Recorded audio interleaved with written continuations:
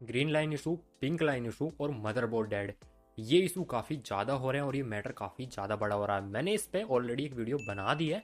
काफ़ी tech YouTubers ऐसे हैं जिन्होंने अभी तक इस पे वीडियो नहीं बनाई है। कुछ बड़े क्रिएटर्स हैं जिन्होंने इसके बारे में कंपनीज को वीडियो बना के बताया कम से कम, क्योंकि वीडियो जो बड़े क्रिएटर्स बनाते हैं, हम जैसे छोटे बंदे तो शायद ज़्यादा ना पहुंच पाए कंपनीज तक, पर लेकिन जो बड़े क्रिएटर्स हैं वो कहीं ना कहीं उनकी वीडियोस पहुंच ही जाती हैं, उनकी बात पहुंच जाती है।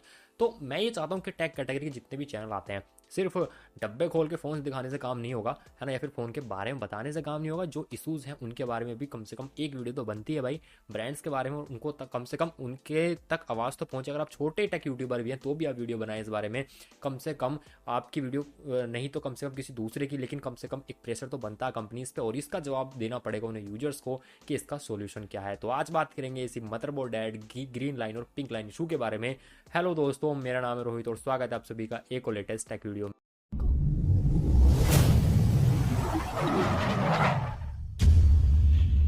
दोस्तों, ये जो इशूज़ है ना, green line issue, pink line issue और मदरबोर्ड डेड इशू, ये अभी नहीं आ रहे हैं, ये काफ़ी पहले से आ रहे हैं। 2021 के भी एक्चुअली मैंने काफ़ी रिसर्च की तो मुझे पता चला कि भाई ये तो काफ़ी पहले से आ रहे हैं, और आप लोग भी पता लगा सकते हैं। आपको सिर्फ क्या करना है, आपको अगर मदरबोर्ड डेड के बारे में जानना अब तक कितने हुए हैं, क्या सीन है, तो आपको जाना है गूगल पे, वहाँ पे टाइप करना है स्मार्टफोन्स मदरबोर्ड डेड इशू, इतना लिख के सर्च कीजिए। ऊपर जो ऑप्शन आता है ना, ऑल वाला, इमेजेस वाला, वहाँ पे एक न्यूज़ का ऑप्शन आता है, उस पर क्लिक कर दीजिए तो सारी न्यूज़ खुल के आ जाएंगी उसके बारे में। आपको इतनी न्यूज़ मिलेंगी भाई साहब, पोको F5 की, पोको X2 की, MI11 की, है ना, और नथिंग फ़ोन 2A के अंदर भी ये इशू आया था, है ना, एक बंदे ने ट्वीट किया था। तो ये सभी स्मार्टफोन कंपनी जो जो ऐसा सीन जिनके साथ हुआ है, आपको सारी न्यूज़ वहाँ पे देखने के लिए मिल जाएंगी। आपको पूरा बैकग्राउंड पता चल जाएगा कि क्या हो रहा है एक्चुअली।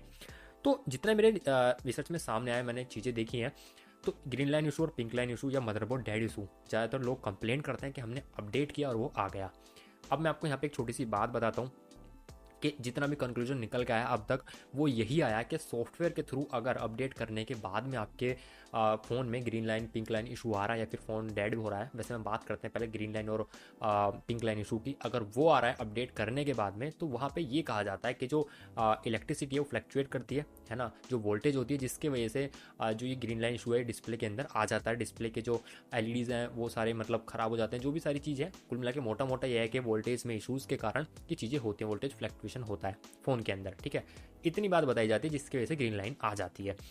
और इसी चीज़ को लेके काफ़ी सारे आर्टिकल्स भी छपे हुए हैं, लेकिन एक कमाल की बात पता क्या, कंपनीज ने कहीं ऐसा नहीं बोला। मैंने काफ़ी सर्च किया, कहीं नहीं मिला। बल्कि वन प्लस ने एक अपने हेल्प एंड सपोर्ट का पूरा पेज डाला हुआ है जिसमें उन्होंने बात की इसके ऊपर। वहाँ पे सिर्फ वन प्लस का ये कहना है कि अगर आप फ़ोन को अपडेट करते हैं तो वहाँ पे कभी कभी क्या होता है कि आपका जो हार्डवेयर है ना, और आपका जो सॉफ्टवेयर है उसके बीच का कनेक्शन टूट जाता है, या फिर कनेक्शन में कुछ दिक्कत आ जाती है जिस वजह से प्रॉब्लम आ जाती है। या फिर उसने और भी सारी चीज़ लिखी हुई है, अगर आप फ़ोन को गिरा देते हैं, आपका फ़ोन ज़्यादा हीट करता है, उस वजह से प्रॉब्लम आ जाती है। उसने काफ़ी सारे चीज़ें मैंसन की हैं, बट ये वाला इशू के वोल्टेज फ्लक्चुएशन के कारण होता है, वहाँ पे कहीं मेंशन नहीं है। लेकिन जो एक्सपर्ट्स वगैरह हैं, टेक इंडस्ट्रीज़ के जो सारे आर्टिकल वगैरह लिखते हैं, उन्होंने ये चीज़ बताई है कि हाँ, ये वोल्टेज फ्लक्चुएशन के कारण होता है। तो पहला तो भाई मैं ये चाहता हूँ कि सारी कंपनी जिनमें ये इशू आ रहा है, सबसे पहले सामने आके ये कहें कि जी इस वजह से ये चीज़ें आ रही हैं। प्रॉपर एक मतलब स्टेटमेंट आए कि इस चीज़ की वजह से दिक्कत आ रही है। कंपनीज क्योंकि ये कहती है कि हम देख रहे हैं, कोशिश कर रहे हैं, प्रॉब्लम ना आए, हम इसकी छानबीन कर रहे हैं, तहकीकात कर रहे हैं, वो उसका काम नहीं चलेगा। आपको प्रॉपर आके प्रेस रिलीज या कोई नोट जारी करना होगा जिसमें बताना होगा कि हाँ,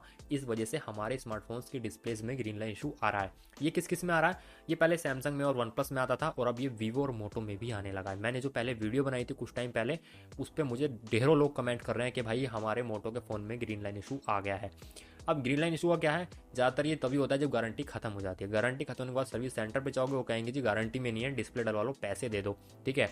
अब वीवो के कुछ फ़ोनों में भी ऐसा हो रहा है, और मोटो के काफ़ी सारे स्मार्टफोन्स हैं, मैंने पहली वीडियोज़ में कवर किए हुए हैं। मोटो की जी सीरीज़ में खासकर ये चीज़ें हो रही हैं, जिनमें अपडेट करते ही सारी प्रॉब्लम्स आ रही हैं। अब पैसे लगाओ और उसका फोल्डर चेंज कराओ, तब जाके तो ठीक होगा, अदरवाइज वो ठीक नहीं होगा।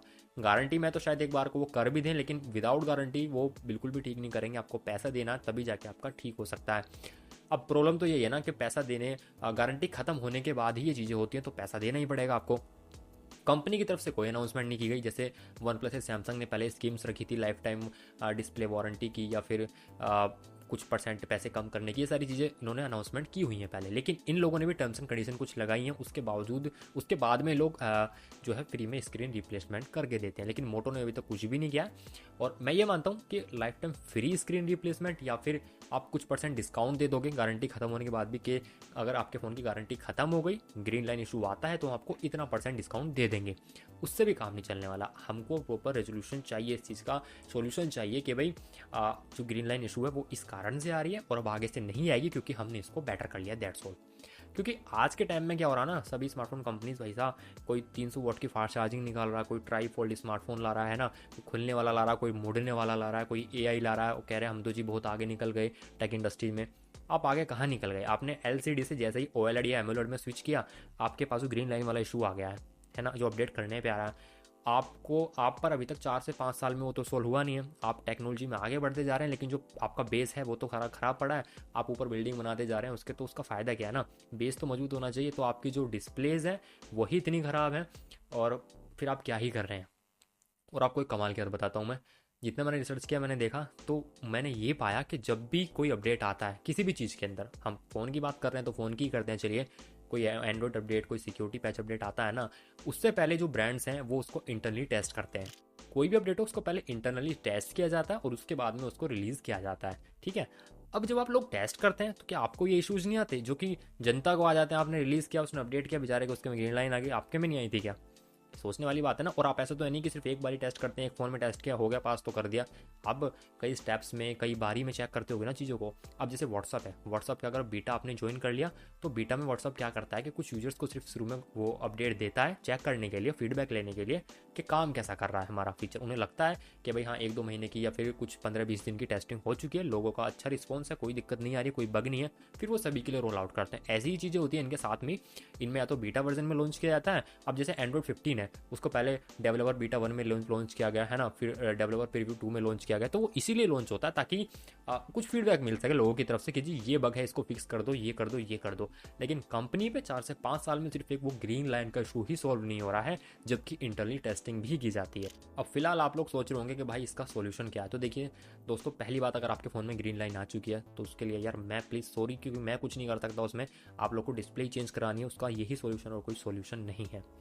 दूसरी बात कि भैया ये जो ग्रीन लाइन इशू है ये ना आए, ऐसा हम क्या करें? तो मैं आपसे यही कहूँगा, जो हम टेक यूट्यूबर्स या फिर टेक इंडस्ट्री ऐसा बोलती नहीं है अक्सर, पर लेकिन बोलना पड़ रहा है कि भैया फ़ोन को अपडेट मत करो, एटलीस्ट कुछ टाइम तक तो मत करो, जब तक मोटो की तरफ से स्टेटमेंट नहीं आ जाए या फिर वीवो की तरफ से, क्योंकि आजकल इनके स्मार्टफोन्स में ज़्यादा दिक्कत आ रही है।